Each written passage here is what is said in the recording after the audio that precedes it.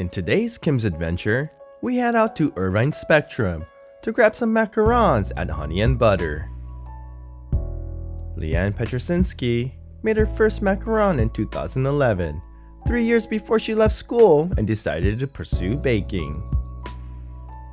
She initially made her macarons for events and worked out of her kitchen for 3 years. In June 2014, Leanne and her husband Pawel set up their first Honey Butter location at the Lab Antimall in Costa Mesa. The shop was inside of a stainless steel Airstream trailer, which is a permanent fixture of the shopping center. They would sell hundreds of macarons a day, 6 days a week, rapidly becoming popular. They've adopted a weekly rotation of flavors, so customers can find something new there every time they visit. In addition, they're also known to have fun and interesting shapes, such as animals, sushi, and even Pokemon characters. Over the years, they've opened up several locations, but have permanently closed many of them except for the one at Irvine Spectrum. Upon entering this cozy space, we are blasted by cute plushies and characters from floor to ceiling.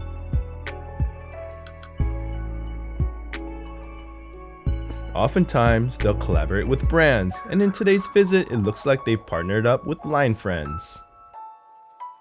Line Friends are stickers invented by Kang Byung-mok for the South Korean messaging app Line.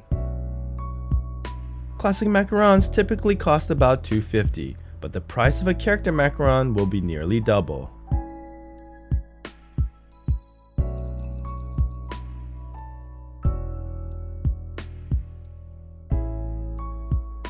Unfortunately, there were no more character ones, which is fine by me, because that means I pay less.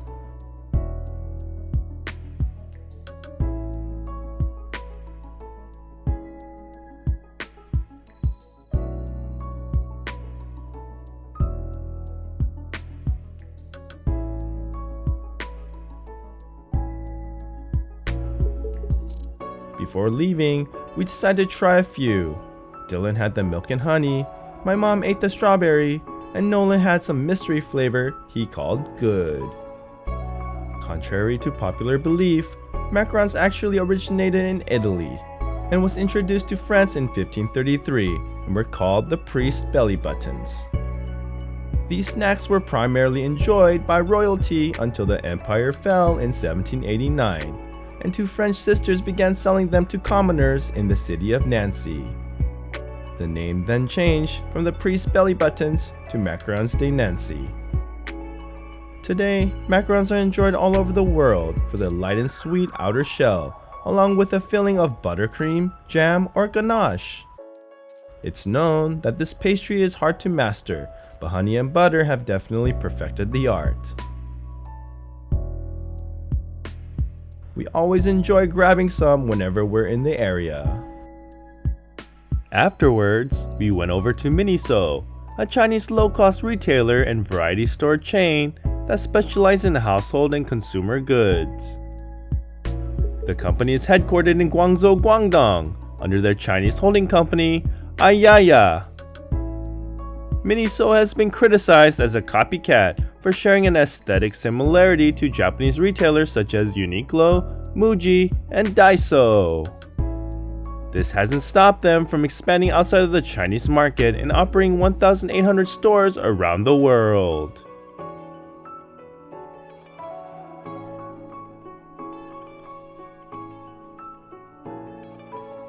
In March 2019, Miniso has collaborated with Marvel Entertainment, which explains the plethora of Marvel products at the store. Those sneaky Chinese really had us fooled. I thought this was a Japanese brand for the longest time. Well played, China. Well played.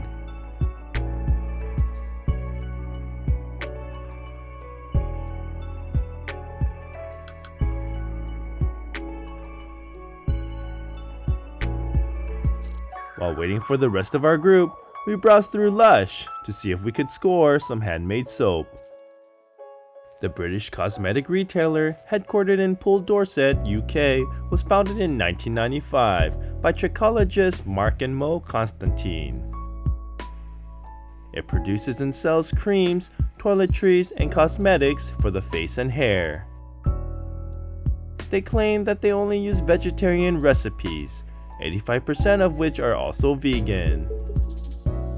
Lush operates 951 stores in 49 countries. This place really confuses the senses as everything smells so good, I want to eat them. And look at these macaron soaps. Why do they make them look so delicious? I've got to find out the stats on how many kids get their stomachs pumped accidentally eating their products.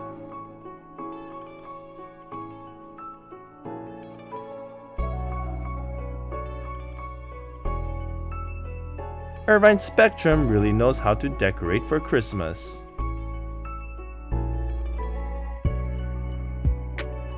We finally met up with our relatives at the Hello Kitty Cafe. Hello Kitty has long been a cornerstone of the cute kawaii of Japanese pop culture. The adorable feline was created by designer Yuko Shimizu in 1974 for the company Sanrio, a Japanese gift store which has been operating since the 1960s. Sanrio depicts Hello Kitty as a young female Japanese bobtail cat with a red bow and no mouth. According to her backstory, she's a perpetual 3rd grade student who lives outside of London and has a twin sister who wears a yellow bow. How convenient. The Hello Kitty media franchise has grown to include clothing, accessories, toys, games, books, manga, anime, music, albums, and more.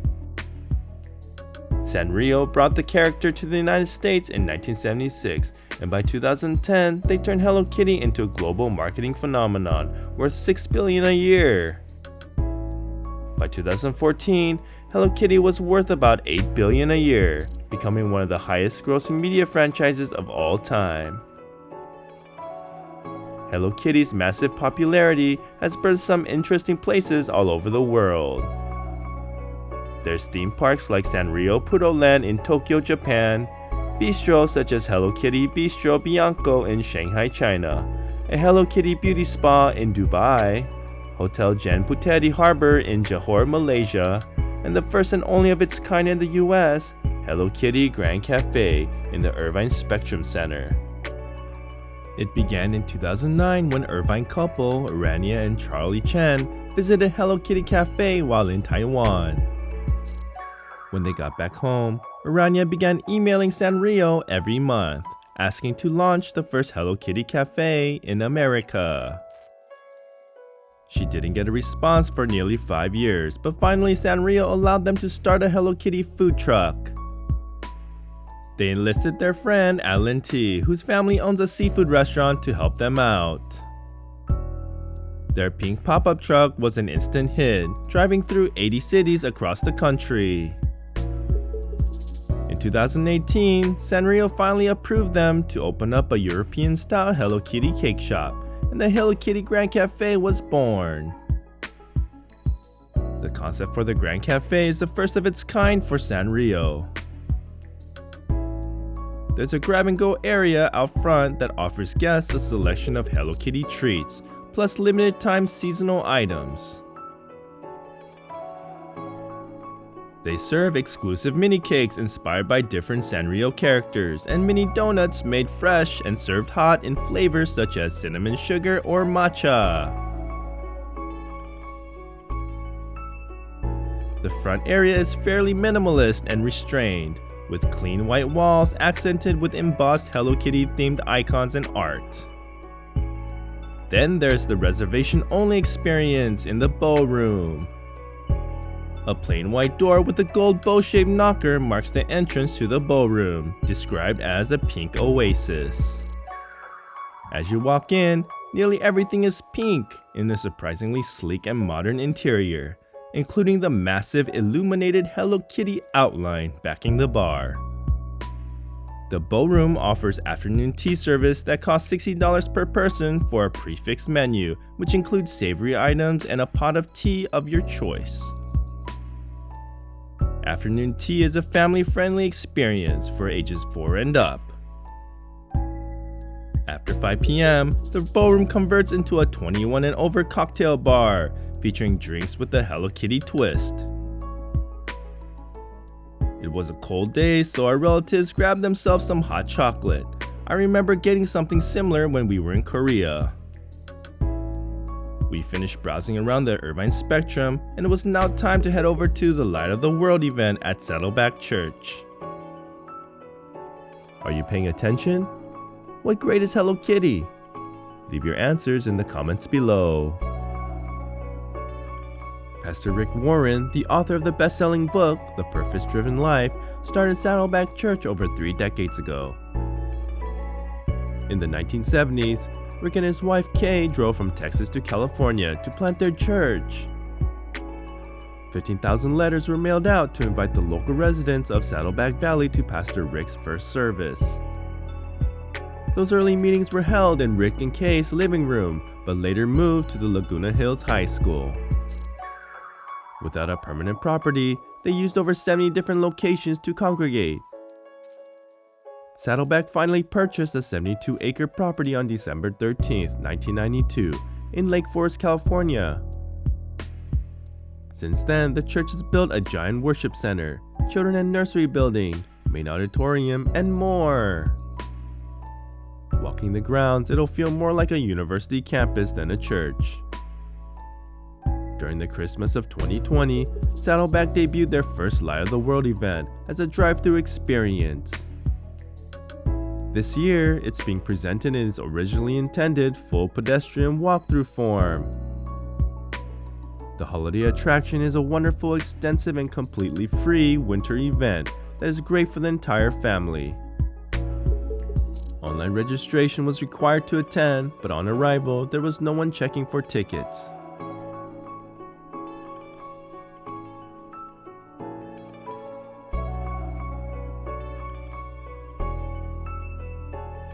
We waited by the Light of the World display for our friends at Look Who's Blogging. Alright, so they also gave us these 3D glasses. 3D glasses to look at the lights, the light show. The glasses were supposed to turn the lights into snowflake shapes. I don't know if the camera could capture it. Near the parking lot, they were selling holiday treats and hot drinks.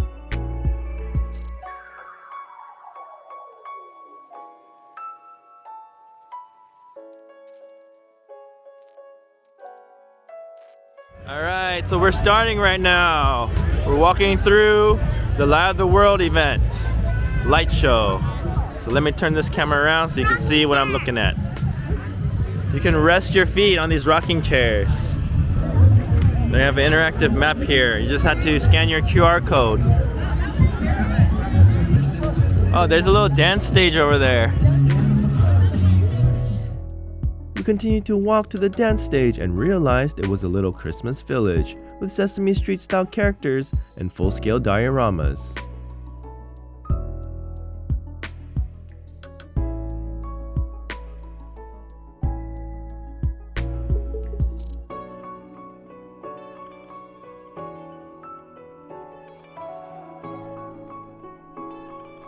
Nearby, they were giving away some complimentary hot chocolate to warm ourselves up. There must have been dairy in it, because I was paying for it later. Learn about the story of Jesus Christ at their interactive nativity section. Going to Bethlehem now. They have a projection on this.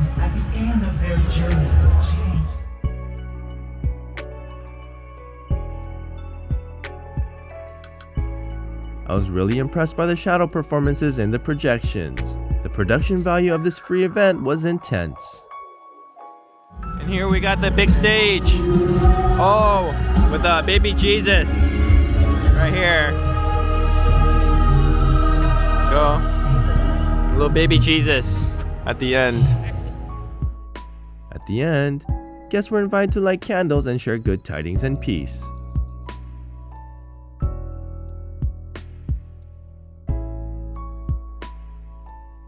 In Winter Wonderland, there's a special performance with characters from Frozen, but I think they changed their names for copyright reasons. There's just something mesmerizing about grease-cutting detergent snow that captures the imagination. We left the winter wonderland feeling energized and squeaky clean.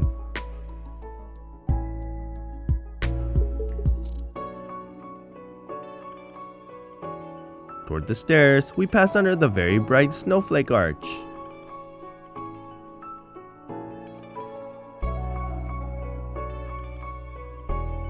And when you reach the end, you're presented with a lot of food options. We got Chick-fil-A, we got some food trucks down there.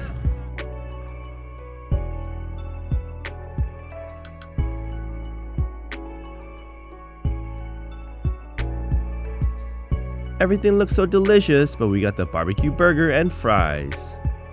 And there it is. It's a 70-foot Christmas tree.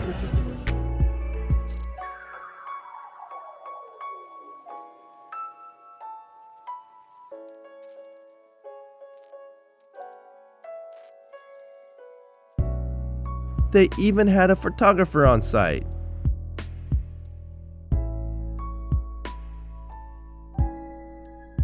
God, no! Wow, you're touching fire! Whoa! What the heck? That's so inappropriate. What is that? What are you holding? A stick? Hey, no.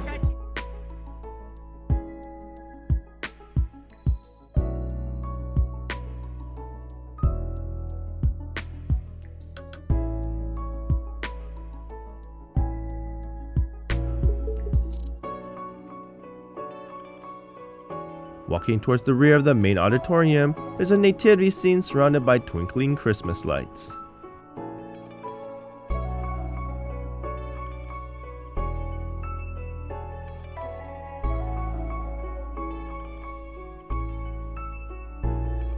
Alright, so that's the end of our day here at Saddleback, in the light of the world.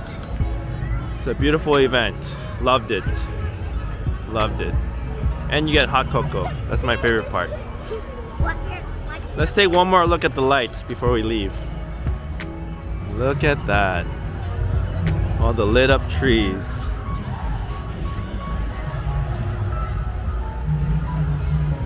Oh, and the little icicles lights are coming down. We took the long way back to the luminous candy cane lane for a quick photo op. Very nice. It's very nice. Everyone taking pictures out here. The photo op spot. This is a photo op spot.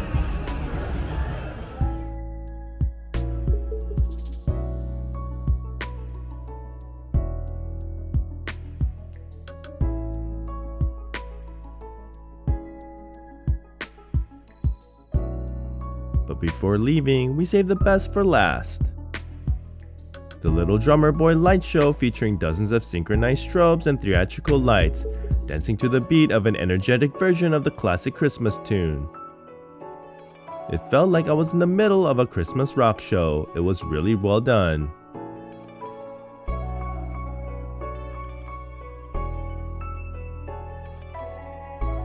So that was our evening. Thank you Saddleback Church for holding such an awesome event.